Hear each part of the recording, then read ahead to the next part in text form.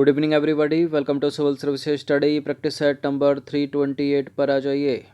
ठीक है, आज डेट थी 29 मार्च 2021 और फोकस करेंगे इसमें करंट अफेयर्स के प्रश्नों पर। अभी भी है 12 बजे तक और आज का लास्ट टेस्ट है ये।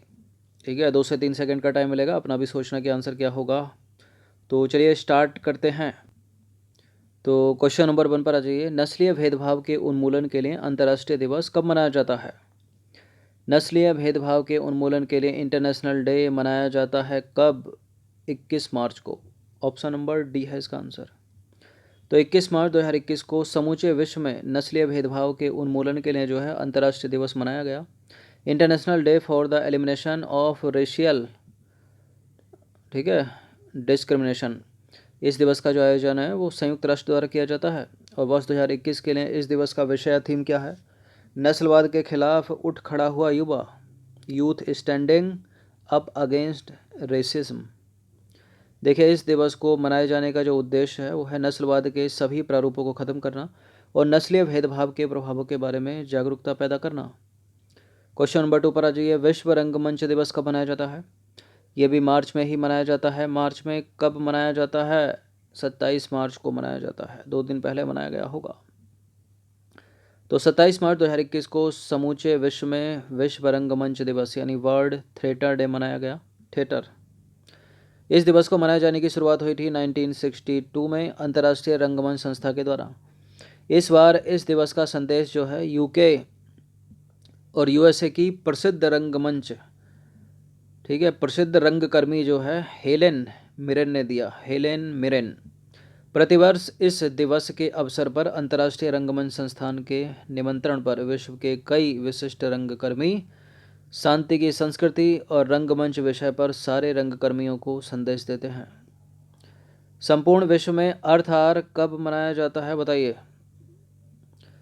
अर्थ आवर मनाए जाने का समय बताना है आपको क्या है। देखिए, यह है 8:30 बजे से 9:30 रात में। ठीक है, 8:30 PM से 9:30 PM तक। तो 27 मार्च 2021 को ऊर्जा बचत का वैश्विक अभियान जो है अर्थ आवर संपूर्ण विश्व में 8:30 PM to 9:30 PM तक मनाया गया। हर साल यही समय है। उल्लेखनीय है कि अर्थ आवर जो है WWF यानी world fund for nature, world wide fund for nature द्वारा जो है प्रत्येक वर्ष मार्च में मनाया जाता है। मार्च लिखा है, क्या लिख दिया? ठीक है, मार्च में मनाया जाता है। अब उद्देश्य क्या है अर्थ आवर मनाने का? व्यक्तियों तथा विभिन्न समुदायों को ऊर्जा की खपत कम करने हेतु प्रोत्साहित करना, जिसके लिए सभी को अपने घरों एवं प्रतिष्ठानों की जो गैर जरूरती लाइट है, ठीक है, इलेक्ट्रिसिटी है, बिजली है, उसको बंद करना होता है 1 घंटे के लिए 8:30 से 9:30 बजे के बीच में।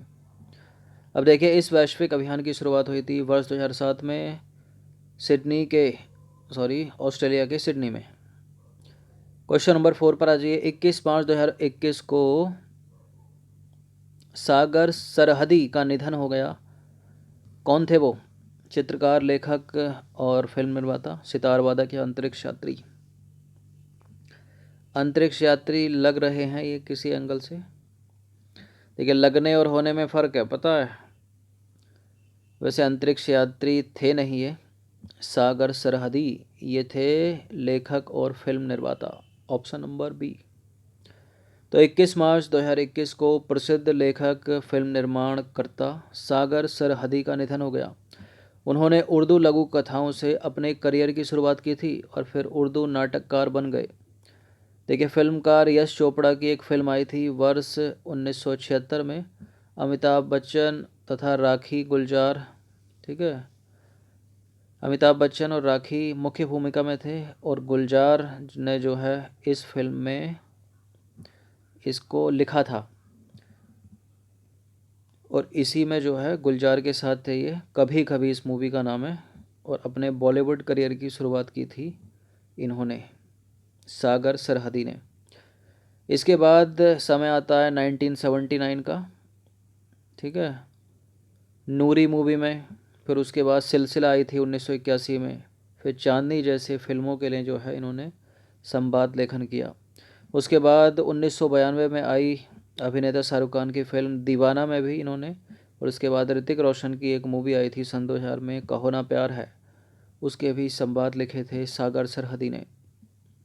क्वेश्चन नंबर 5 पर आ जाइए। हाल ही में भारत तथा जापान के मध्य संयुक्त रूप से एक चंद्र मिशन सहयोग की समीक्षा की गई है। इस मिशन का नाम क्या है? बताइए। द्रोणाचार्य, स्पेस रिसर्च अपॉर्चुनिटी या लूपैक्स? हाल ही में भारत और जापान के मध्य संयुक्त रूप से एक चंद्र मिशन सहयोग की समीक्षा की गई है। इस मिशन का नाम है लूपैक्स। Option number D. तो 11 मार्च 2021 को भारतीय अंतरिक्ष अनुसंधान संगठन यानी इसरो और Japan aerospace exploration agency JAXA द्वारा चंद्र ध्रुवीय अन्वेषण लूपैक्स मतलब लूनर पोलर एक्सप्लोरेशन के तहत अंतर्राष्ट्रीय सहयोग की समीक्षा की गई है। अब देखिए, भारत और जापान के संयुक्त चंद्र ध्रुवीय अन्वेषण लूपैक्स के तहत वर्ष 2024 तक यानी आने वाले 3 वर्षों में चंद्रमा के दक्षिणी ध्रुव पर लैंडर और रोवर भेजने की योजना है इन दोनों देशों की। इस मिशन का उद्देश्य क्या है? चंद्रमा पर पानी की मौजूदगी का पता लगाना तथा जल संसाधनों के वितरण, स्थिति, रूप तथा अन्य मानदंडों के पानी की मात्रा पर जमीनी आंकड़े प्राप्त करना है। ठीक है, भारत और जापान। क्वेश्चन नंबर 6 पर आ जाइए। 10 मार्च 2021 को केंद्रीय रेल, वाणिज्य, उद्योग और उपभोक्ता मामले तथा खाद्य एवं सार्वजनिक वितरण मंत्री पीयूष गोयल ने 3000 HP केव गेज लोकोमोटिव को अफ्रीका के किस देश के लिए हरी झंडी दिखाकर रवाना किया? ये है एक तरह से रेल इंजन है ये। 3000 HP केव गेज लोकोमोटिव कहाँ भेजा है भारत ने? अफ्रीका के मोजाम्बिक में। Option number C. तो 10 मार्च 2021 को केंद्रीय रेल, वाणिज्य और उद्योग और उपभोक्ता मामले खाद्य एवं सार्वजनिक वितरण मंत्री पीयूष गोयल ने 3000 HP केव गेज लोकोमोटिव को अफ्रीका के मोजाम्बिक के लिए हरी झंडी दिखाकर रवाना किया। यह जो लोकोमोटिव है वो बनारस लोकोमोटिव वर्क्स द्वारा मेक इन इंडिया मिशन के तहत स्वदेशी रूप से विकसित किया गया है। इंपॉर्टेंट इसलिए यूपीपीसीएस के लिए क्योंकि बनारस लोकोमोटिव वर्क्स ने इसको बनाया है। और भारतीय रेलवे द्वारा मोजाम्बिक को 3000 HP गेज लोकोमोटिव के कितने 6 लोकोमोटिव और 90 स्टेनलेस स्टील यात्री डिब्बे के कुल क्रम के हिस्से में जो है 2 लोकोमोटिव का पहला बैच अभी भारत ने भेजा है। टोटल 6 भेजने हैं और 90 डिब्बे हैं। ठीक है, तो 2 भेज दिए। और मोजाम्बिक ने जो है इसका ऑर्डर कब दिया था भारत को ऑर्डर प्राप्त हुआ था जनवरी 2020 में। ठीक है, जनवरी 2020 में ऑर्डर प्राप्त होने के बाद 14 महीने के भीतर 2 इंजनों की नई डिज़ाइन, खरीद और निर्माण की प्रक्रिया संपन्न हो चुकी है। ठीक है, देखिए इन्हें भारत रेलवे के सार्वजनिक क्षेत्र के उपक्रम राइट्स लिमिटेड के माध्यम से निर्यात किया जा रहा है मोजाम्बिक को। और ये जो लोकोमोटिव है वो लेवल ट्रैक पर 100 किलोमीटर प्रति घंटे की रफ्तार से दौड़ सकता है और 2255 टन वजन की क्षमता के साथ 400 टन का अतिरिक्त या अधिकतम ट्रैक्टिव प्रयास कर सकता है। ठीक है, 2255 टन वजन लेकर चल सकता है और 100 किलोमीटर प्रति घंटे की रफ्तार से दौड़ सकता है। तो 6 भेजने हैं, 90 डिब्बे भेजने हैं। पहले चरण में इन्होंने 2 भेज दिए हैं। क्वेश्चन नंबर 7 पर आ जाइए। मार्च 2021 में किस देश के द्वारा राजस्थान में डेयरी क्षेत्र के लिए उत्कृष्टता केंद्र स्थापित करने का निर्णय लिया गया है? कौन करेगा राजस्थान में डेयरी क्षेत्र के लिए उत्कृष्टता केंद्र स्थापित? कनाडा नहीं करेगा, न्यूजीलैंड नहीं करेगा, रूस नहीं करेगा, डेनमार्क करेगा। तो 6 मार्च 2021 को डेनमार्क के राजदूत फ्रेडी स्वेन ने राजस्थान में डेयरी क्षेत्र के लिए उत्कृष्टता केंद्र स्थापित करने का निर्णय लिया है, जिससे होगा क्या? पशुपालकों को बेहतर सुविधा प्रदान करने तथा राजस्थान में डेयरी विज्ञान और प्रौद्योगिकी के क्षेत्र में डेनमार्क की विशेषज्ञता को उपलब्ध कराया जा सकेगा। देखिए, डेयरी क्षेत्र के साथ साथ जल संरक्षण एवं जल आपूर्ति तथा कृषि, पशुपालन, खाद्य और वस्त्र जैसे क्षेत्रों में सहयोग और निवेश करने का निर्णय लिया गया है। ठीक है, भारत और डेनमार्क के बीच। देखिए, भारत जो है वो विश्व का सबसे बड़ा दुग्ध उत्पादक देश है। ठीक है, जो कुल वैश्विक उत्पादन का लगभग 22% है। इसके बाद अमेरिका, चीन, पाकिस्तान और ब्राज़ील का स्थान है। क्वेश्चन नंबर 8 पर आ जाइए। हाल ही में स्वीडन स्थित एक संस्था द्वारा वैश्विक लोकतांत्रिक रिपोर्ट 2021 जारी की गई है। जिसमें भारत को चुनावी निरंकुशता वाले देश के रूप में वर्गीकृत किया गया है। इस संस्था का नाम क्या है? Legal democracy, reporters without borders, amnesty international या फिर बीडैम? क्या नाम है इसका? बीडैम है, बीडैम। तो मार्च 2021 में स्वीडिश संस्था बीडैम द्वारा स्वीडिश डेमोक्रेसी रिपोर्ट 2021 जारी की गई, जिसमें भारत के लोकतांत्रिक मूल्यों में भारी ह्रास दर्शाया गया है। ठीक है। Autocratisation turns viral democracy report 2021 नाम से जारी इस रिपोर्ट में भारत की लोकतांत्रिक स्थिति को लेकर चिंता जताई गई है। आपको विदित हो कि यह संस्था जो है वो गोथेनबर्ग विश्वविद्यालय की एक अनुसंधान इकाई है। बीडैम का तात्पर्य क्या है? वैरायटी ऑफ डेमोक्रेसी से है। वर्ष 2017 से प्रत्येक वर्ष इस संस्था द्वारा वैश्विक लोकतांत्रिक रिपोर्ट को जारी किया जाता है और इस रिपोर्ट को जारी करने हेतु यह संस्था विश्व भर के देशों में लोकतांत्रिक स्थिति का आकलन करती है और इस सूची में भारत को ब्राज़ील, तुर्की और हंगरी के साथ रखा गया है। क्वेश्चन नंबर 9 पर आ जाइए। अंकटाड की व्यापार और विकास रिपोर्ट अपडेटेड है मार्च 2021 की। इसमें वर्ष 2021 के लिए भारत के विकास का पूर्वानुमान बताया गया है। कितना 5% या -5%, 4.9% या 6.2%? अंकटाड की व्यापार और विकास रिपोर्ट में वर्ष 2021 के लिए भारत का विकास का पूर्वानुमान बताया गया है 5%, ऑप्शन नंबर ए। तो अंकटाड की व्यापार और विकास रिपोर्ट अपडेटेड जो है मार्च 2021 की, उसमें वर्ष 2021 के लिए भारत के विकास का पूर्वानुमान 5% बताया गया है। संयुक्त राष्ट्र व्यापार और विकास सम्मेलन, ठीक है, 1964 में संयुक्त राष्ट्र महासभा द्वारा स्थापित एक अंतर सरकारी निकाय है। देखिए, इसने कहा है कि कोविड-19 के कारण, इस रिपोर्ट ने कहा कि कोविड-19 के कारण भारत का वर्ष 2020 में अपेक्षित आर्थिक प्रदर्शन कमतर रहा था।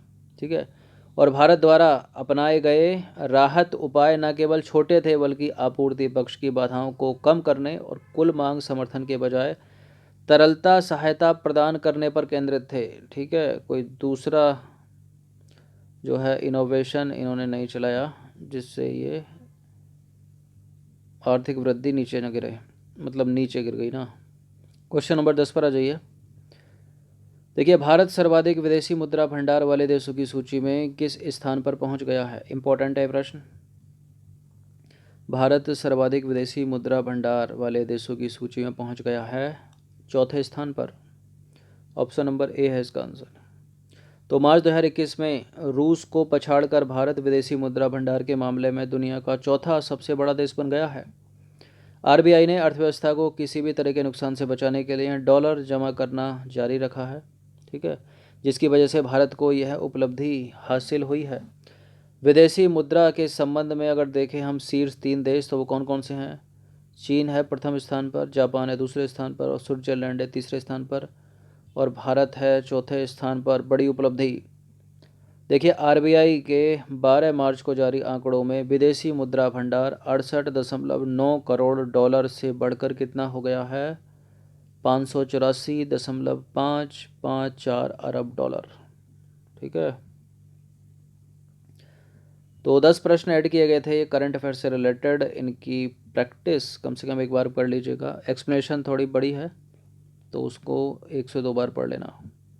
यदि आपको लगता है कि धीरे पढ़ते हैं, मतलब धीरे टेस्ट पढ़ाया जाता है या फिर तेज पढ़ाया जाता है, तो यूट्यूब के प्लेबैक स्पीड में एक बट सेटिंग रहती है, आप उसको अधिक करने के लिए 2x तक जा सकते हो, कम करने के लिए जो है 0.75 तक जा सकते हो या फिर 1.5x तक जा सकते हो। सबसे अच्छा रहता है 1.2x। चलिए, बाकी तीव्र रिवीजन के लिए आप जा सकते हो 2x या उससे भी ऊपर। चलिए, प्ले लिस्ट बना रखी है, इसकी प्रैक्टिस कर लेना सबकी। धन्यवाद।